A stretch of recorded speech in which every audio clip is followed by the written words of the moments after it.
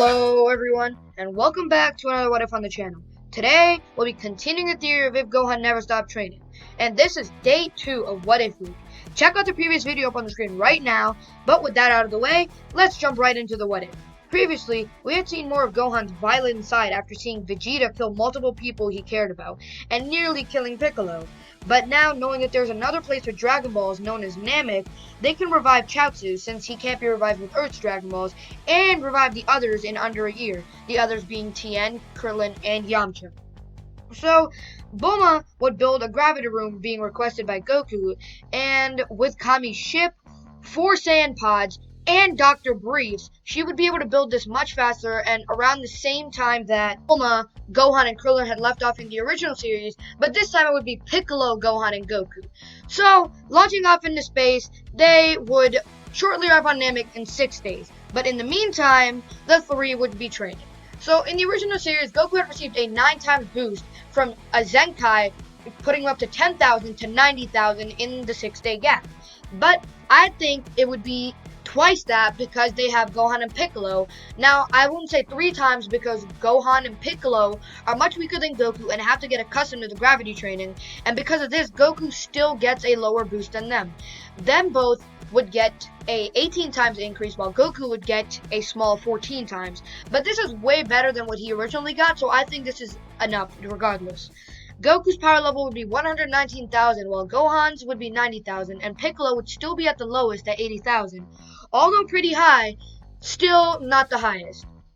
But the ship would eventually land on Namek, and after stepping out the ship, Goku would sense some high power levels. He would immediately sense Frieza's, and he would also sense some other really high power levels, but he knows he can take care of them alongside Gohan and Piccolo, but he's not sure about Frieza.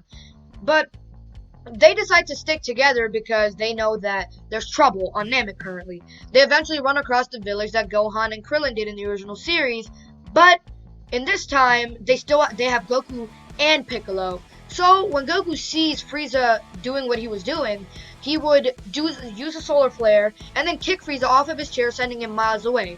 Piccolo would then one-punch Dodoria and Zarbon through the chest and then blast them to death.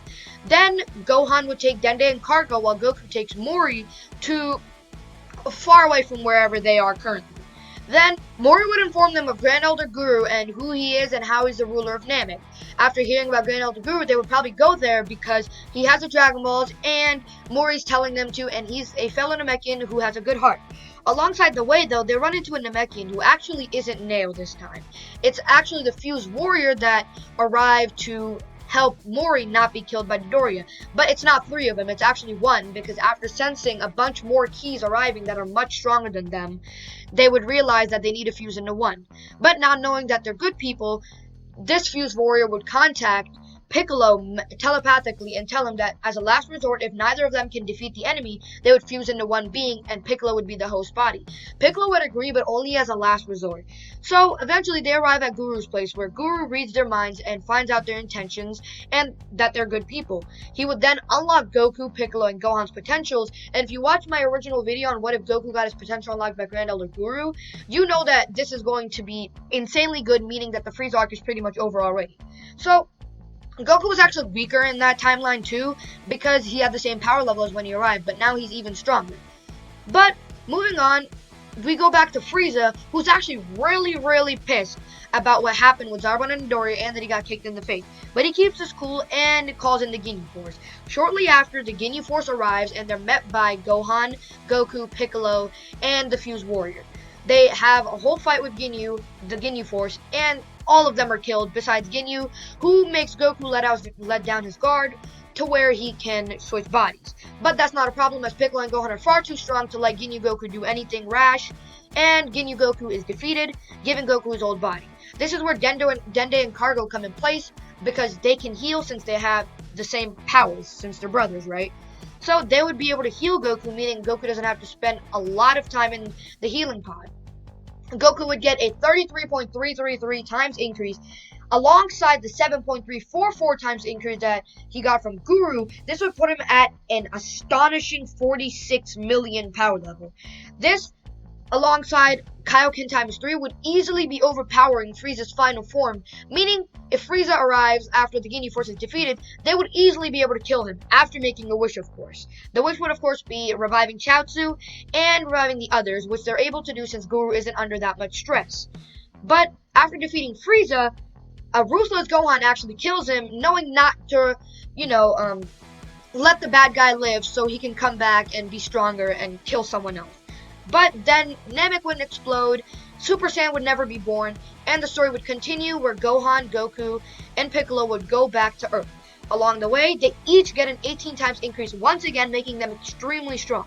King Cold would still come for revenge, and Gohan would actually beat him this time, being much stronger than his original counterpart, and having a new form being able to control his rage. This isn't Super Saiyan Rage, but it's not Ikari, because Ikari wouldn't make any sense here, nor would Super Saiyan Rage, because Gohan isn't that strong. It's a mixture of both. And I'm also going to be doing something that I usually don't do in most of my what-ifs, and that's change the future timeline. Trunks would not show up in this timeline because he's never born. Vegeta's dead. Goku would then fall to the heart virus and die. Gohan would then be left the sole survivor, the sole protector of Earth after his father died. And he would of course have a bunch of help from the other Z fighters, but they would all be put to the test when one day this city is attacked by 2 androids that destroy everything. But what's going to happen? You're going to have to find out in the next part. Hope you guys did enjoy, and if you did, make sure to like and subscribe. Also, click the videos up on the screen right now to watch my collab with DBSNitro and the previous part of What If Week.